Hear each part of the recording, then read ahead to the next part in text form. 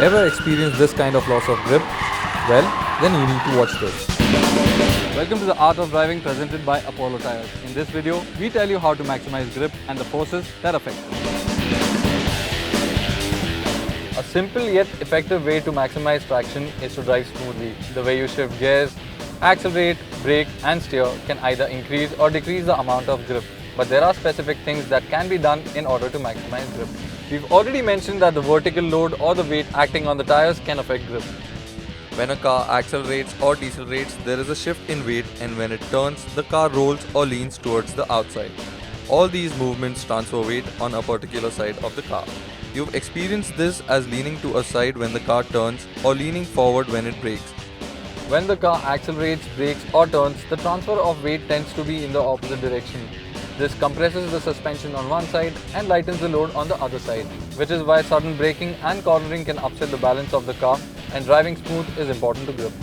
Always ensure that your car is riding on good quality rubber. Check the tread and the sidewall for wear, and when necessary, replace your tires. You can check for tires rated to offer better grip in varied conditions and those made with compounds that offer better levels of grip. Of course, you'll also have to balance this with performance, economy and consider the surfaces you usually drive over. As with all things, there are limits to grip levels. Going from gripping to skidding is not that hard.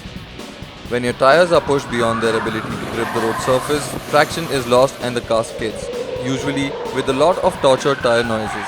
Generally, skids either affect the front tires or the rear tires.